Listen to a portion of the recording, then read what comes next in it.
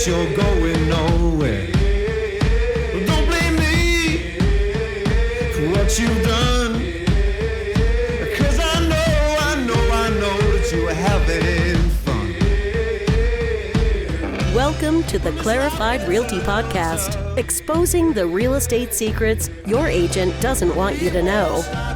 Here's your host, Tom Clary. Don't you just walk away.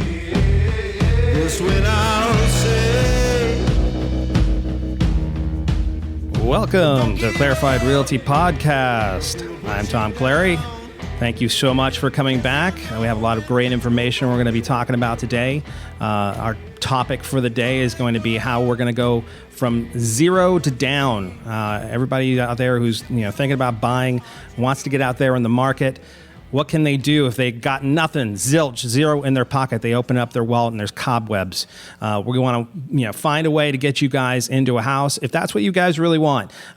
So we're here today talking about that. Ron's here again. Ron Bruno, my co-host. Ron, how you doing, sir? I'm doing great here in beautiful Century City. We're in Century City today for a very, very special reason. We're here with Tim Denton, financial advisor from Capstone Partners Financial Insurance Services. Tim does a fantastic job of basically helping folks to get their financial house in order and prepare them for basically the goals that they're really trying to achieve. I've talked to Tim quite a bit. I know that he is an amazing advisor and does a really amazing job in terms of helping folks out. Tim, how you doing today? I'm fantastic, Tom. Thank you for having me on. I'm so glad to have you here, and thank you so much for this. God, this is a gorgeous, beautiful. You guys can't see it, but we're surrounded by a beautiful view of Century City. It's 19 floors up, and probably not the time I should tell everybody that I'm a little afraid of heights, but that's probably not the time. When we're deep into the podcast, probably not the best time to talk about just how filled with fear I am. But we know that fear comes from ignorance, right? We've talked about that, so it's out of my own ignorance that I have this fear, so I accept that. But Tim, thank you so much for coming. I really appreciate it today. Pleasure to be here. Thank you for the invitation. Absolutely. So, one of the things that, what we've already been talking about is the pipeline in terms of how we start off going down the road to home ownership. It usually starts, we said before, talking to Ron or someone like Ron who is a lender out there, so you know exactly what to afford. And when I was thinking about this podcast, I was really trying to consider what is that exactly? If that's the movie, right?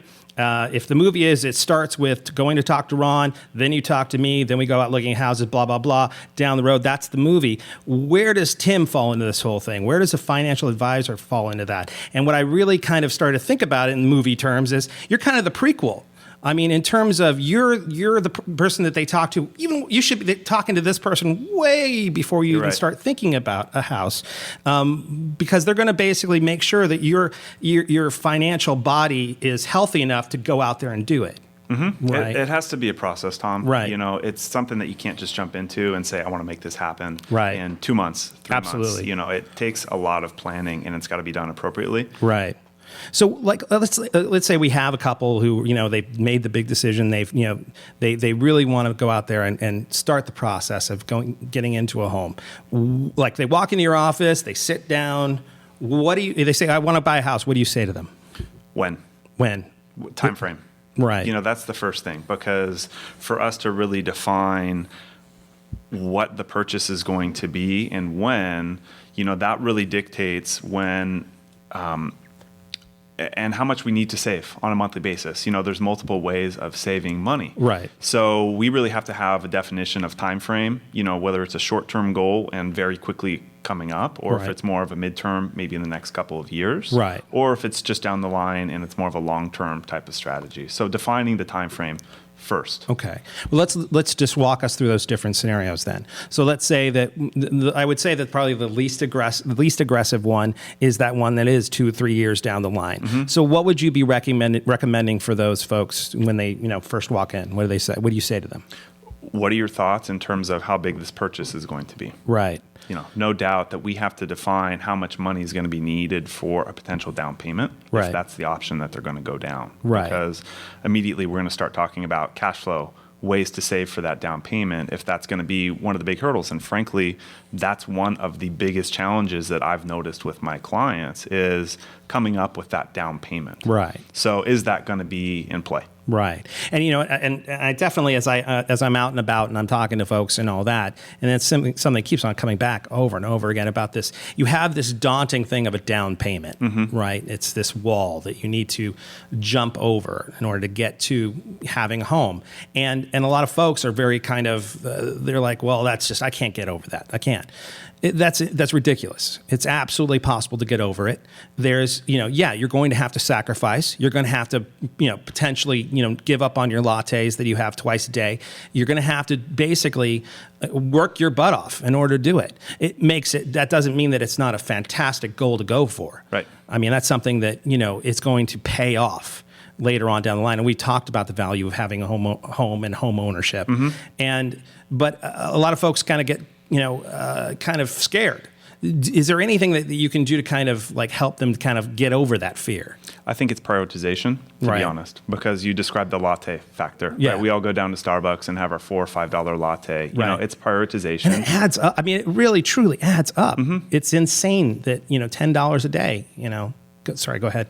Well, that's fine because, it's all prioritization based on time. Right. So if it's a short-term goal, the conversation that I have to have with my clients is really challenging them. So my role in this process is challenging them first and foremost of how important is this to you? Right. And it's a series of questions of saying, well, are you willing to give up your $5 latte a day right. and save, $25 a week, $100 a month? And if you and your spouse, significant other, are both into that type of program and making that commitment, that'll make some monthly savings a little bit easier to right. chip away at that down payment. Right. And you know what? Maybe it's not going and splurging on a vacation right. and spending $5,000, $10,000. It's all priorities. And so that's the first conversation that right. I'm really having is this a big enough decision where we can potentially talk about any challenging discussions and sacrifices that may need to be made? Right. And are you working with someone to get there both financially and as a real estate and mortgage professional? Right.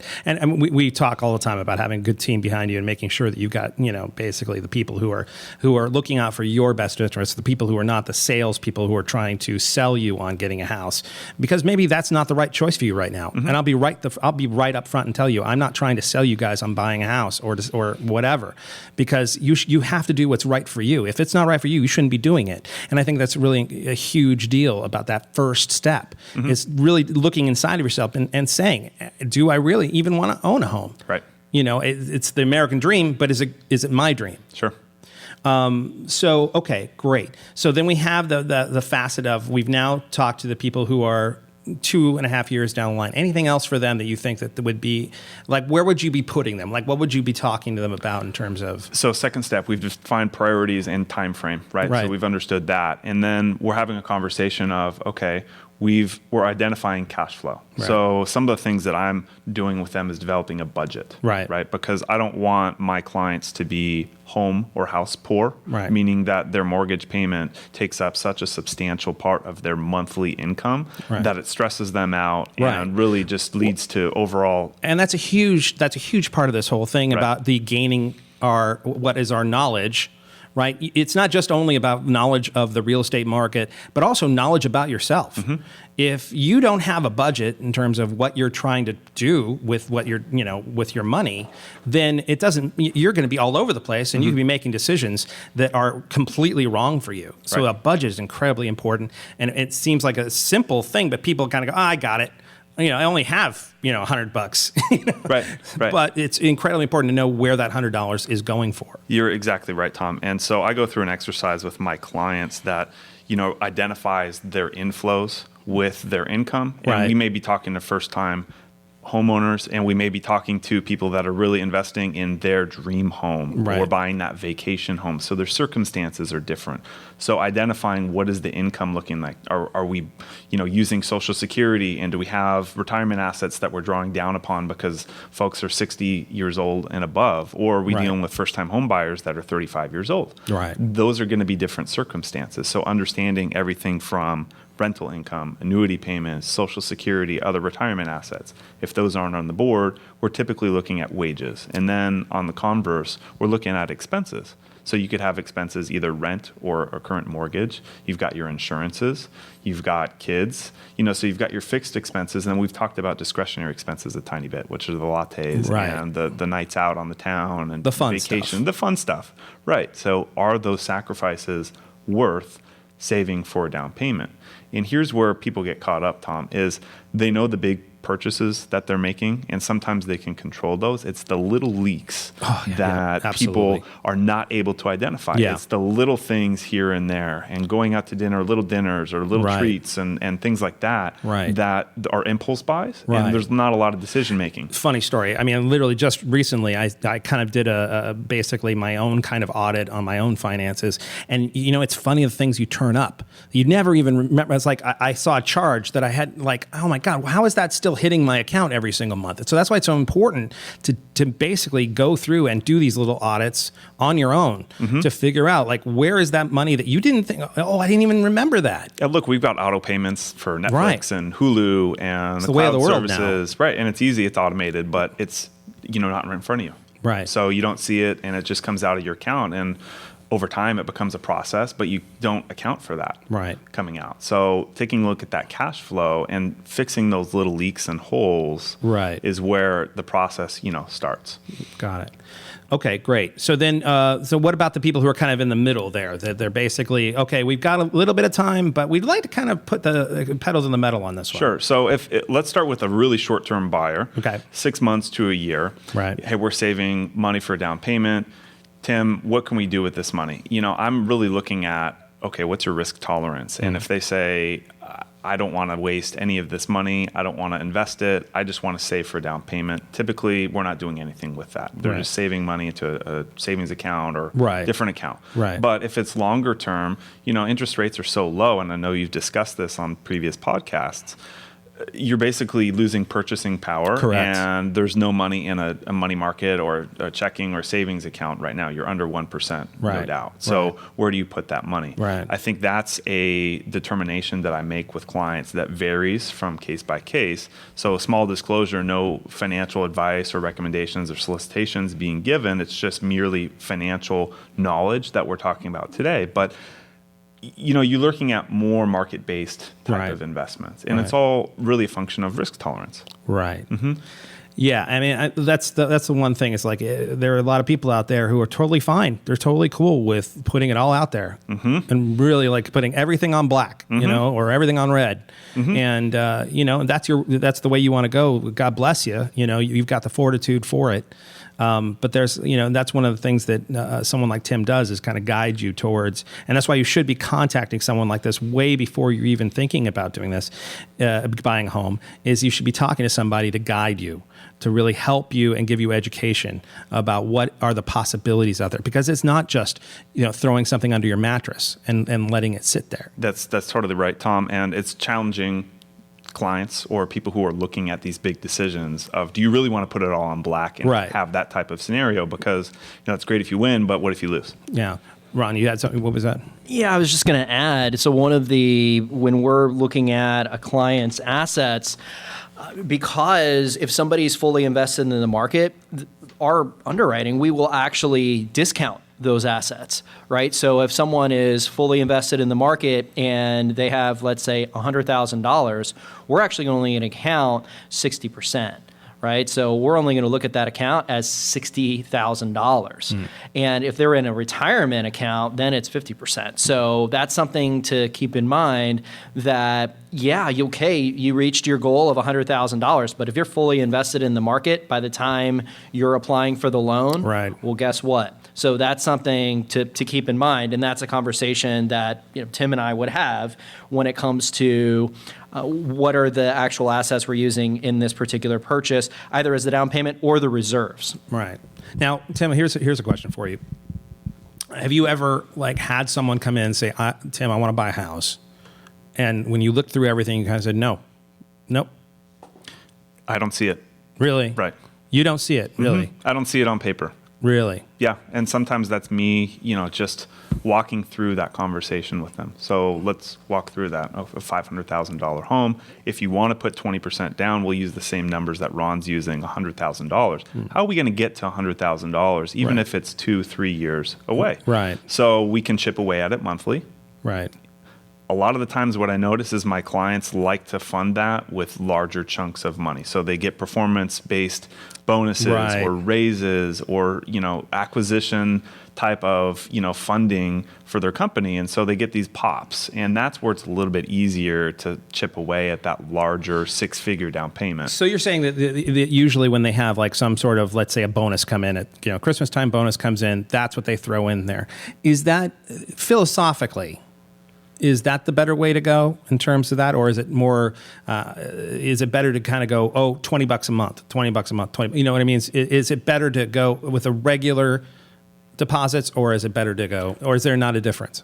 It depends on the client's goals. If they're going for a lower down payment using more of an FHA type of program, they can get there a lot easier by just doing, monthly chunks, and they'll be there within 12 to 18 months, no problem. Right. If they're looking for a 6-figure down payment and we're starting at zero, right. you're going to need some help there, because saving $200, $500 a month is not going to, really provide a meaningful right. progress. So it's got to be meaningful for the client, but it's also Right. got to be doable. So I'm checking them at the door and saying, okay, walk me through what this conversation really looks like. And are Right. we going to be within, the end zone or the red zone when we get to that 2 to 3 year mark, or are we just going to be totally far off? And let's not kid each other. Right. And I think that this is actually a good time to bring up also in terms of how you look at their general financial body, right? You have the specialists who kind of go in there and target different things, but it's my assumption that you're really looking at their general health for their life. It's not just about this one goal that they have, correct? This is a long-term planning relationship that I have with my clients. So they're going to have those benchmarks and those goals along the way of, I want to get into my first home. I want to have kids. I want to, start my own business. There are many Right. different things along this journey that they're going to want to achieve. So it's Right. my job to have that relationship with them. And there are specialists within, that bigger realm. Right. And I work with them, and I really try to provide the most holistic Right. advice Right. to help achieve whatever those goals are. Right. But having someone that's really in tune with the client's desires as far as what their goals and priorities are is paramount Right. to achieving these goals, because you get those people along the way whose priorities for the clients are not aligned with what's actually being done. Right. So I do a lot of fix-it work. Yeah.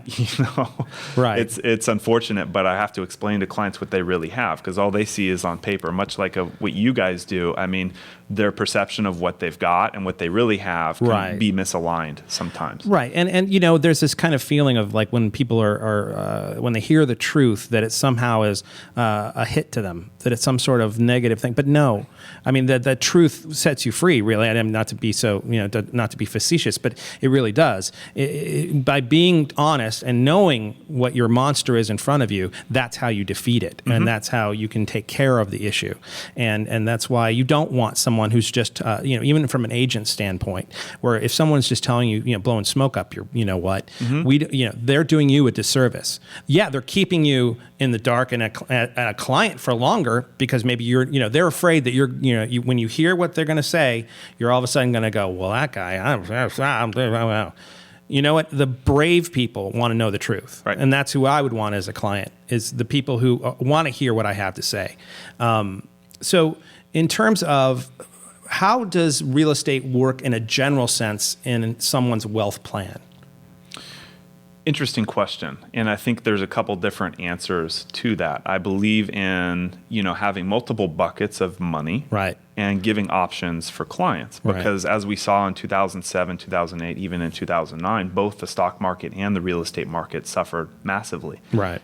If you were fully invested in the stock market, or if you were fully invested in the real estate market, I don't care which one you were, but either way, you took a massive hit at that time period. Right. So you want to have options, and long term, I think having some tangible assets is really, a nice thing that will complement the other vehicles and the other accounts that someone may have, whether it's a pension or retirement account or, what have you. Right. But it's part of the overall plan that I think, and we're in Southern California. Let's be honest here. Right.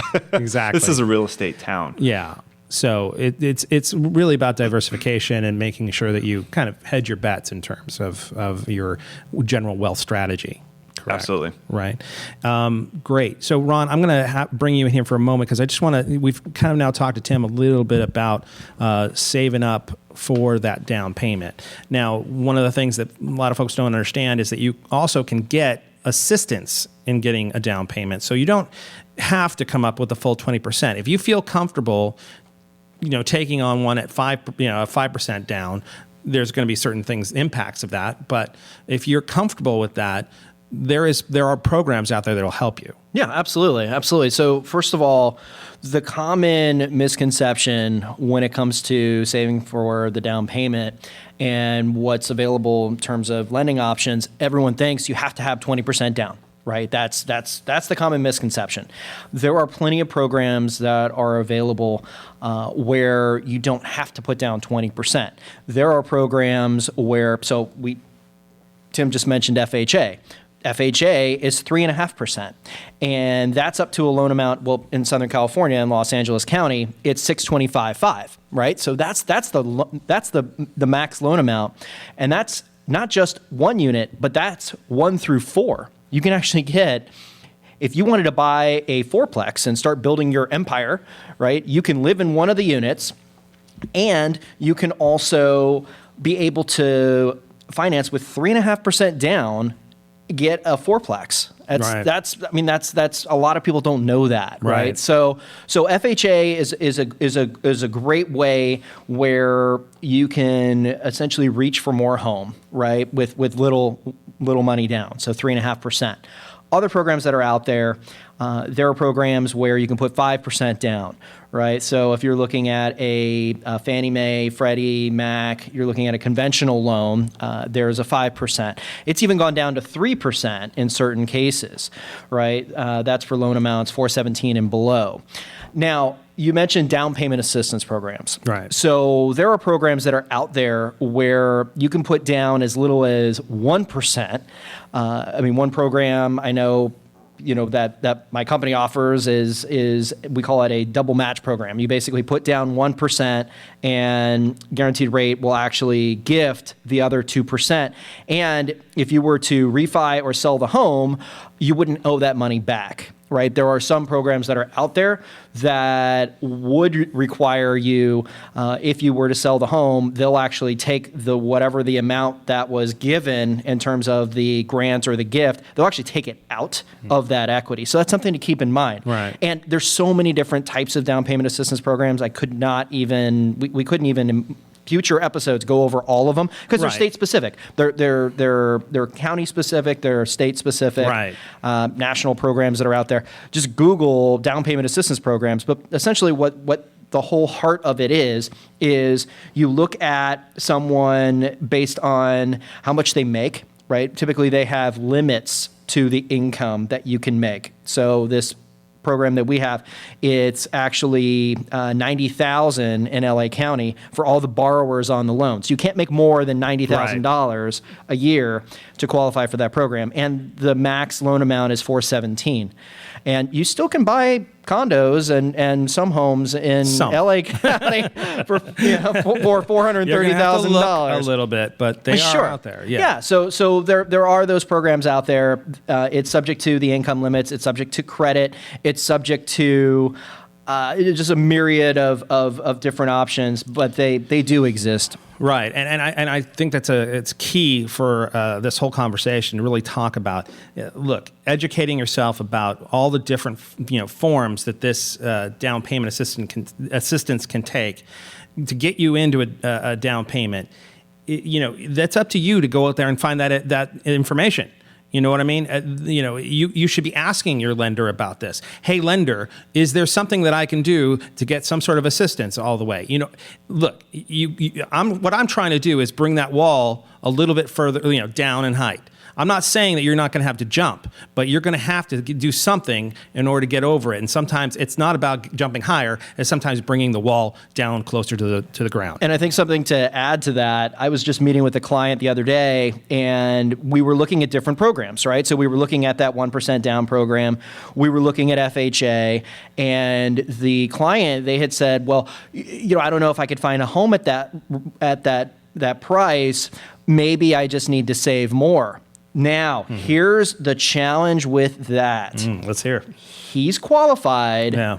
and he's in the position to buy. Yes, you may have to take a step back and buy a home that requires a little TLC. Yeah. Right? But if you're going to have to step back and save $500 a month, and yay, we got to 10,000. I'm so excited. But guess what? Rates have gone up and home prices have gone up. So your effort of trying to save all this money was for naught. Yeah. Right? In this hypothetical example, right? Because you can't save your way to price appreciations or the market going up. Right. Because if rates go up, that means your purchasing power goes down. Right. Right? Because your monthly payment, because we're looking at a debt to income ratio we talked about in previous episodes. Yeah, and we are definitely seeing that could be an inevitability here with the rates potentially crawling up in the very near future. So, it sounds like the real estate guy thing to say that you should be going out there and buying, but I'm telling you that you're going to lose a lot of purchase power in the very near future if you guys don't jump. You should at least be getting informed so that you know what the heck you're doing. I think it's a great point that Ron brought up. I mean, you don't really think about, that rates are going up, but how is that going to impact you? And absolutely. What is that transaction going to look like in 6 months to 12 months when there's a large sentiment in the market today that a December late year rate hike is possible or probable. Right. But, we're going to have to bounce up from the historic lows or near historic lows that we're at. Right. And that affects, the mortgage side. That affects the investment side. Yeah. That affects a lot of different things. So I think pre-planning and having this conversation, no sooner than 6 months. I mean, you got to have this ball in motion way in advance. Right. And, sometimes my relationship, Tom, with clients is purely educational. Yeah. There's not a lot that we're going to do, Right. but it forces them to think about these decisions. Well, I would think it's almost exclusively educational. I mean, I wouldn't say completely, but you're basically giving people the information to go make the choice on their own. I mean, you're not forcing people to take certain things or whatever. Right. And that's one of the things that I just drives me crazy are clients who basically hand everything, go, oh, take care of it. Can you please take care of it, please? Because I don't want, look, you are the master of your own destiny. Mm-hmm. You should be finding out this information. You're taking responsibility at the end of the day. Absolutely. So one of the things I did want to go back to and kind of chat about. So we've made our decision. We need to budget. What does that really mean in terms of what are you doing to line up our budget for us? Right. So I'm taking a look at a cash flow worksheet that I give to my clients. And here's the thing, Tom, it's sort of funny. It's old school. I make them print it out and I make them write all this information down because so much of us are, computer oriented, tech oriented. Let me just fill this on an Excel spreadsheet. And it's almost a far-reaching type of relationship that you have with your money. So I make them print it out, go so old school, right, and write all this information down. And through that process, they may discover, oh, well, these numbers don't line up. I got to go back and revisit my, credit card statements or my cash flow because there's something that's leaking. Right. And so revisiting on that note is a very powerful type of conversation. So we're looking at income and wages. Obviously, that's one of the major ones. Any alternative sources of income.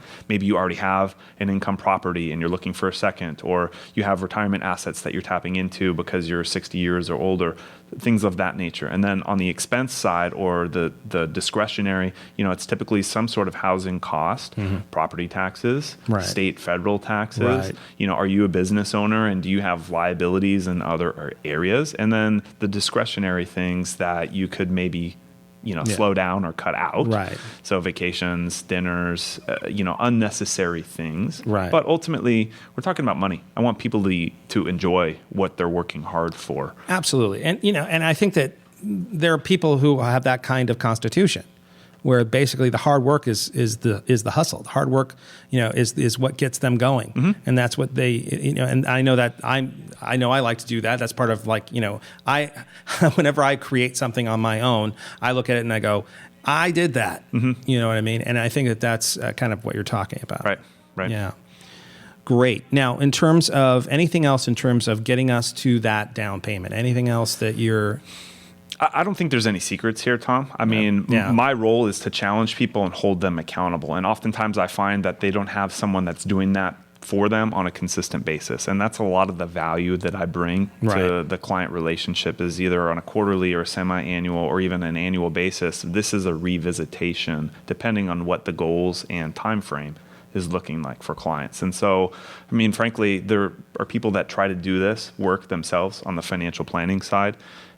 The reason my role exists is because either we're at a time crunch and nobody has enough time to do it, or there's not enough expertise. And oftentimes it's a combination of both. And so my role is first educational and then accountability and challenging people to achieve their goals. But ultimately, savings has got to come from somewhere. So it's either monthly, maybe you're getting assistance from someone in the family, or you're in a position where you have those larger wealth events or bigger chunks of money. And so we're planning around that. And that's the type of conversation that we need to have in advance of going down and getting pre-qualified and pre-approved and really looking for the right home, because someone may be farther off than they anticipated or closer, if that's the situation. For the people that are the more aggressive, getting out there, bet on red, is there anything that what would you be thinking about in terms of a strategy for them? It's a hard question. No, I get it. You're putting me on the spot. No here, specifics. Tom. No specifics, but I mean, I'm a conservative type of person. Right. So I like to have the conversation with my clients and really figure out how much comfort level do you have putting money into an environment like the stock market. So maybe they're stock pickers. I enjoy having conversations with clients and seeing what they consume and what they use on a daily basis, or a weekly basis or a monthly basis, because there are companies like AT&T, for example. You pick up some AT&T stock and they have a 4% dividend yield. Some consistent, type of performance and return there.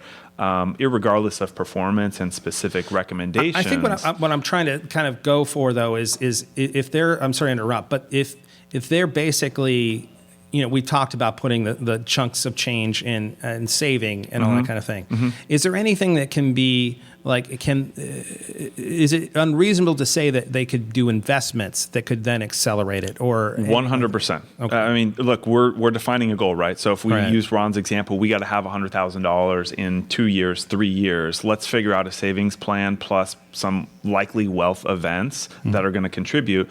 But we're looking at factoring in a potential rate of return. So, regardless of what that number is, but that will absolutely accelerate the process to get us there closer. And is it something you shouldn't count on, though? I mean, is that something that...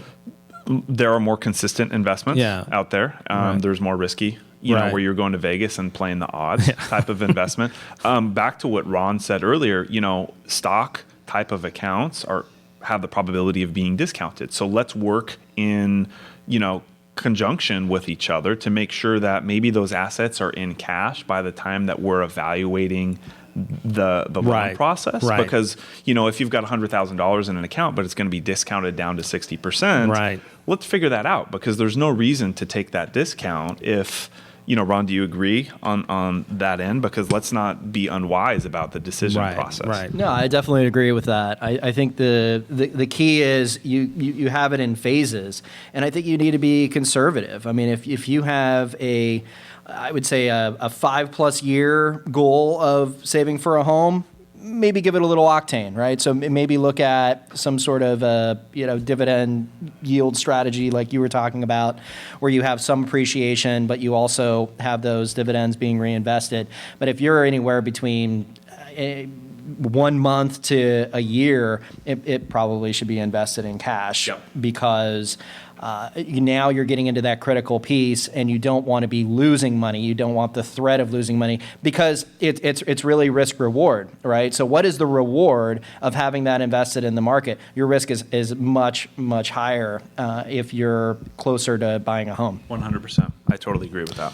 So if we're going to be wrapping up, so basically what we're coming down to is, first of all, hard work. Mm-hmm. It's hard work, and it's discipline and really sticking with it.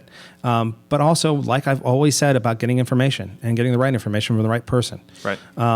So anything else that you think that is going to be, it kind of covers helping folks out trying to get this going? I think we've covered it on the lead up to the evaluation of what the right numbers are, right, and when the goal is and how that pans out. Right. And, if I'm thinking holistically about my client's financial health, there's the post sort of transaction. Right, exactly. And knowing that if you're putting a large down payment on a house or a property or anything like right, that, I want my clients always to have 3 to 6 months worth of cash reserves. And that's something that people don't even, I can't tell you how many times I've talked to people who literally it's like, yeah, as soon as I buy that house, I have nothing. Right. And guess what? Then all of a sudden there's a tax assessment, or let's say there's some sort of, a big storm comes along and blows your roof off or whatever. Mm-hmm. I mean, you got to have that money there to protect you. Right. So I suggest a minimum 3 months. If you're a W-2 salary type of individual, I think 3 months is good. If you're in a sales position or you have fluctuations in your income, maybe you want 6 months just to account for that. So the cash reserves is big. Makes total sense. And you also need to double check with your lender because they may require reserves, right? So there's certain programs that will require 3 months of reserves, 6 months of reserves, 12 months of reserves. And those reserves, it's the PITI. So it's the mortgage payment, the taxes, and the insurance.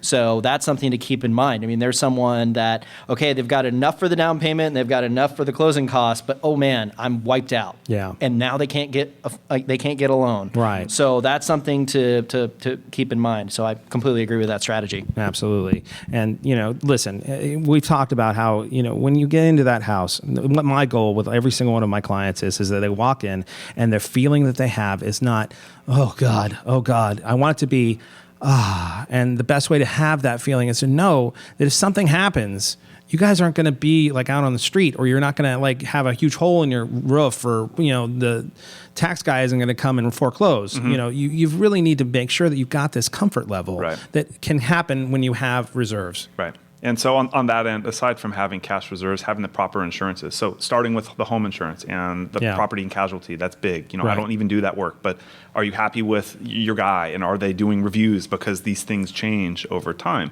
And then other types of insurance like life insurance and disability insurance. Yeah. You've got the home, you want to keep the home. Right. And no matter what type of, hypothetical storm comes along, you want to make sure that your family, your loved ones is staying in the home and they can afford the payment because you've worked so hard to get there. Yeah, and and in terms of insurance, and you of course need to have, that's the I at the PITI. You have to have that insurance on the house. But one of the things that we'll talk about on a future podcast is making sure that when you do have that insurance, that you're covered completely, and that every once in a while things change, and you want to make sure that you have a checkup in terms of that. But we'll talk about that in a future podcast. But anything else, Tim? We've hit it today, Tom. Yeah. We've talked about the lead up and saving money to a down payment. Even if you're starting at zero, there are options out there. It's really, you just got to have a diligent plan, work with the professionals that are working together. You want to have them around the same table. Yeah. You don't want them on different pages. So the communication, having the team, I know that's been a theme of your podcast. I can't stress that enough, because that's important for my practice. Absolutely. I mean, people who talk to each other, you can do it completely different, but you're just adding in all sorts of bumps and things that don't need to belong. Well, thank you, Tim, again. And Ron, thank you for being here as always. My pleasure, Tom. You got it, sir. You can find us on our Facebook page, facebook.com, Clarified Realty Podcast, all one word. You can even email me directly if you want, Tom at clarifiedrealty.com. For more exclusive bonus content and advice between episodes, please check out our website, www.clarifiedrealty.com. I'm on Snapchat, Twitter, and Instagram as well. My handle for all three of those are Clarified Realty, at Clarified Realty, go figure. And I beg of you, please leave feedback and reviews on iTunes or in the comment section on our page. My amazing theme song, Hey Now, is from the band Wolf. That's Wolf with 2 Fs. Please go check them out and like them on SoundCloud. We'll also leave a link to the song in the credits if we can. They rock so freaking hard, my mom's not speaking to me anymore from all the time she said, turn it down. I said, no way, Mom. They rock. And just a little disclaimer, Ron and I are licensed by the California Bureau of Real Estate. My license number is 01715353. Ron's is Guaranteed rate, NMLS 2611, NMLS ID 558706, California. The advice we give is only for properties located in the state of California. For all other states, please contact your local real estate agent or real estate professional. And that's about it. Ron, you good? I'm doing great. Well, thanks for coming by, everybody. And remember, the greatest thing you can ever do is make someone feel at home. Take care, and we'll see you next week.